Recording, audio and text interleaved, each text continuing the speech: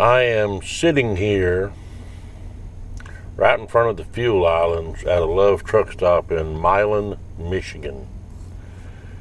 And I'm sitting here actually waiting to see if I get another load today. Got some loads I'm looking at, some things I'm considering, but just need to see what shakes loose. I got a guy that I know that drives for WEL Companies. WEL stands for Wisconsin Express Lines. And they've got, from what I understand, they got a couple of hundred trucks, 300 or 400 trucks. And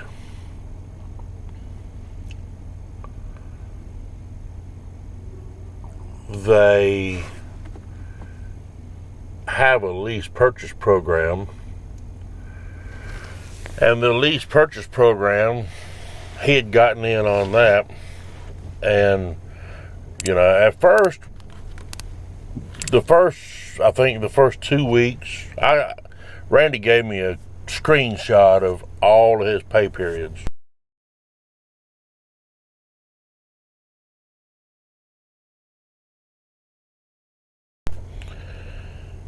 He started in late September, I believe it was. And it's now early December. And he sent me a text and said that he's done. He's turning in his truck on Sunday at their terminal down in McDonough, Georgia. He's not making anywhere near the kind of money that he was led to believe that he would earn. And he was telling me, he said, David and I went through like 3 or 4 day orientation out there at Oklahoma City terminal. And he was telling me, he said, one of the things that they hit on consistently was driver retention. And said this guy named Dylan, who's the terminal manager out there, he said that Dylan was standing up in front of the class and told them all, said, if you are having a problem and you're thinking about leaving, please see me before you do. He said he sent Dylan emails. He tried leaving voice messages for him. Told him some of his concerns, some of the problems he was having. And he got zero response from old Dylan. They tell you in their orientation that for marketing, for training, for all of these different things, it cost them about $70,000 or slightly above $70,000 to hire one driver, one guy for their lease purchase program. And if that were true, and that was the kind of money that it actually legitimately cost you over $70,000 to bring on one lease purchase guy or even one company driver, if they were not happy and they were not making money and they were talking about leaving, I believe I would be making a couple of phone calls and trying to set up a face-to-face meeting with him or her to get their issues resolved, find out what the problem is and where. Randy told me that his last pay period, which was today, but it'll actually show up in his bank tomorrow, was less than $200. And last week was slightly over $500. He's had 1 week since he started where he actually took home over $2,000. Everything else has been, say, less than $1,500 or less than $1,000. In some cases, less than $200.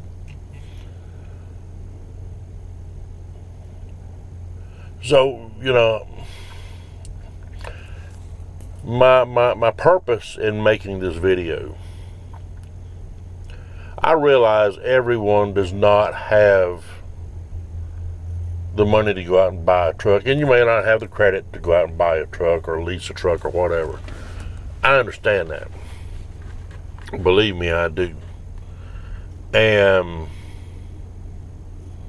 I watch people like Justin, you know, on the Just Trucking channel, and I agree with him when he says know your worth. I agree 100%. Know your worth and do your best to get what you are worth on each and every load. But everybody is not in the position that Justin is in. You know, Justin does trucking for content for his YouTube channel. His livelihood is his YouTube channel. It's not trucking. And so he has the luxury of being able to pick and choose and, you know, wait until someone meets his price. And hey, if you can do that, fantastic. That's wonderful. I'm glad you can do that. But everybody's not in that situation. A lot of people are living paycheck to paycheck, and they're looking for an opportunity. I don't agree with the whole lease purchase thing unless it was a legit pathway to ownership. There's a couple of companies out there. There's one, I can't think of the name right off the top of my head, but they have a 1-year lease purchase program. So in 1 year, you know, they're not brand new trucks, not by any stretch of the imagination. They're 5, 6, 7 years old. They might have 300,000 or 400,000 miles or more whenever you get into it. 1 year you have the title to it. And if it is a legit pathway to ownership, I am all for it. But when you have companies out there like WEL Companies, for example, they tell you that they're giving you 70% of the load. You know, 70% of what the load pays, they will pay you that for the load. Plus, I forget what it is, plus the fuel service charge. But since they provide the fuel for the reefer, they keep, like, I want to say that he told me it was like 12 or 14% of the fuel service charge they keep. But the fuel surcharge is paid to you plus 70%. So what, 86, 87% of the fuel surcharge is paid to you plus 70% of the load. Sounds great, right? Here's the caveat. You have to take their word for it. They do not give you a copy of the load confirmation. You have no idea what the load is paying.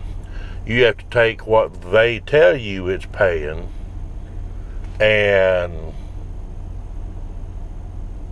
believe that that's 70%. If you, Randy had told me, he said, you know, Dylan said in that class, if you want to see proof that it's 70%, I'll send you a screenshot from my computer. Yeah, that's an authority. That's an authority. He can make his computer show any damn thing he wants. But if it's, you know, that's why I don't think that WEL Companies is a legitimate pathway to ownership. I think it's a way for them to manipulate and take advantage of people, and I think they're probably going to get sued. I wouldn't be a bit damn surprised if they don't get sued, because, you know, when you're running people, you have people out on the road, away from home, away from their families, and you're going to pay them $200 a week or less. You're going to pay them $500 a week or less. Seriously? That's a good way to get your ass beat. But it's a very good way to get a lawsuit on you, especially whenever you're claiming that you're going to pay them 70% of the load plus fuel surcharge, but yet you're not providing any kind of documentation to validate that it is in fact 70%. And then at the same time, you're hitting them with $1,000 a week payments. My truck payments, this is a lease, so, you know, but I'll tell you about my Western Star. It was financed through Daimler. My truck payments on that was a brand new 2020 when I bought it, had 300 miles on it, and I paid $6,000 down. And, you know, because I had a good credit score, Daimler financed it, and it was $2,700 a month, $2,690 something. We call it $2,700 a month, and then and that's every month. Then I leased my dry van, and that dry van lease payment was $450 every month. And then, of course, you know, I had to cover that $450 a month. I also had to cover all of the maintenance. If it needed tires, I had to buy the tires. If it had to have, you know, any kind of repair work done, that came out of my pocket. But still, that's not a bad rate. It had unlimited mileage. But my insurances, for all of my insurances, running under my own authority, I paid just under $900 every month, and that's with a $1,000 deductible. So, you know, and the older you get, and the more experience you have, you know, you might start off with a high insurance rate, but every year it'll come down, and after you've been driving for 4 or 5 years, you know, it'll be pretty reasonable. But anyway, you know, I was sad to hear that Randy's getting screwed like he has been, and I want to include his pay thing in this video so you can see for yourself. And this is what he was taking home, because they don't hold out any taxes.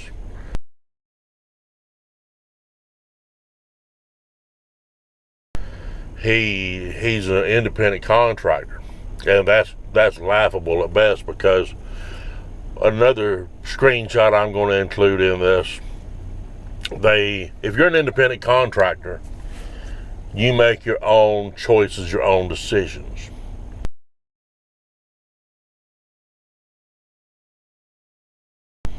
And according to the Internal Revenue Service, an independent contractor, you can say, here's this job, do it. That's the end of it as far as your involvement with that independent contractor, because they are independent. So you cannot control their times, you cannot control their processes or procedures, you cannot control their costs, none of that. All right, that's what the IRS considers an actual independent contractor, because they are independent. WEL Companies, in this other screenshot, they sent out this message to their drivers, company drivers, as well as their independent contractors.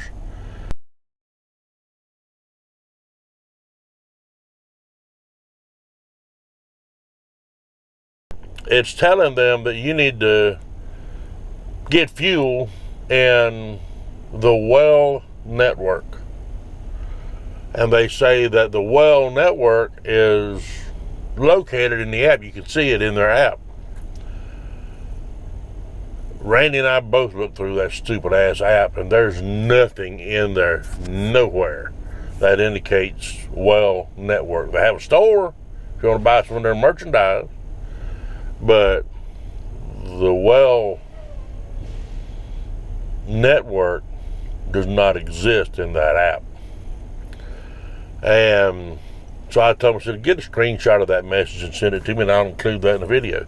But in this video, they're telling their company drivers, you know, you fuel up at all these places, or you're going to have to call in and, you know, basically explain why and get a comm check.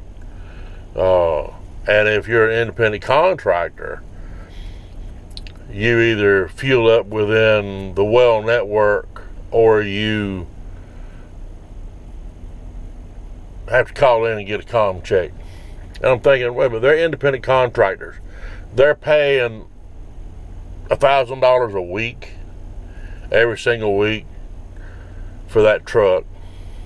You're raping them on insurances. You charge them for using that damn fuel card. Every time there's a transaction, they'll charge you anywhere, I want to say it was, if I remember correctly, it was anywhere, depending on the location and the amount, anywhere from 30 cents per transaction to like right around $1.50 for the privilege of using a fuel card that they give you, and they want you to use it. Again, if you're independent, you can get whatever fuel you want, wherever you want it, whenever you want it, and you, being independent, have the capability to pay for it however the hell you damn well please. You know, WEL Companies is trying to have their cake and eat it too. They're trying to treat these so-called independent contractors / owner-operators as or lease purchase / owner-operators. They're trying to treat them as company drivers, all the while telling them that they're independent contractors. They're not independent contractors. They're suckers and fools. Because they bought in and they believed what they were told. And here's something else that just came to mind. Randy was telling me he had an attorney look over that lease purchase agreement. You know, he didn't do it in the beginning, but when they were signing all that paperwork, they should have told everyone, listen, there is a section in this lease purchase agreement that deals with arbitration. It tells you that any disputes you have with the company is going to be handled by arbitration. And basically you can't sue them. You're agreeing not to sue them. But the thing is, they don't point that out to people, and they give you, I believe it was 30 days from the date that you signed that lease purchase agreement. You've got 30 days to contact them in writing that you wish to opt out. But again, not only do they not tell these lease purchase people during their orientation that there is this arbitration clause and that there is a 30-day period in which you must opt out if you do not want to be subject to arbitration. You want to protect your rights to sue. They don't do that. They kind of keep that on the down low, keep that hush-hush. So, if you decide you want to try a lease purchase, I would strongly encourage you to not go to WEL Companies. Stay very far away from them. I'm trying to learn about others. I'm talking to a guy now who is doing a lease purchase through Hurricane. They got some good looking trucks. After you've been there for a few months, you can get a brand new 389 Peterbilt. But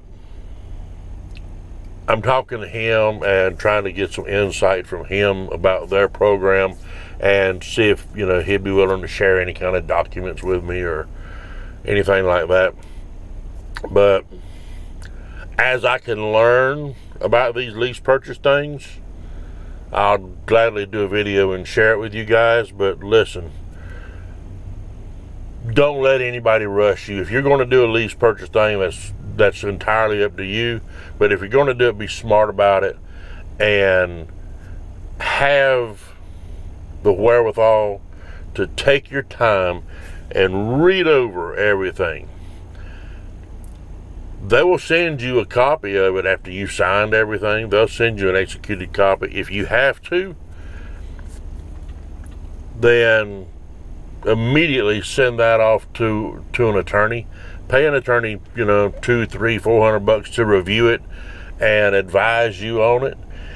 I would encourage you to join OOIDA because they have a compliance department, and they will look over all of these things for you and advise you on what they say, how that affects you or doesn't affect you. And if there's something in there that might throw up a red flag for them, that you need to get an attorney, they will tell you you should have an attorney review this and advise you on this because this is kind of out of our realm. But anything dealing with compliance, FMCSA, Code of Federal Regulations, all of that, anything dealing with compliance, those guys, if you're a member, they'll review it and advise you and such as that for free. All right, and it's like $15 a year to belong to OOIDA. So keep that in mind. But again, you know, if you're going to go with WEL Companies, please be damn sure that before you sign anything, you read the fine print and you make sure that you understand everything that's contained in there. And until 2 days ago, Randy had no idea that under the terms of that, if they can't load him, he has the right to go out and find his own loads.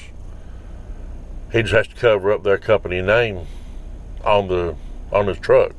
But other than that, so, you know, he could, if he wanted to, have his own hauling authority with the insurances in place for like cargo insurance and such as that, and be able to get brokered loads on his own. But, you know, again, I'm not an attorney. That's something that I would encourage anyone who's going to participate in those kind of programs, get you an attorney, have them review all the documentation, protect yourself, because the only one who's going to look out for you is you. So you guys keep all this in mind, and again, I'll include these couple of screenshots for things, but stay safe out there. I'll see you down the road. Bye.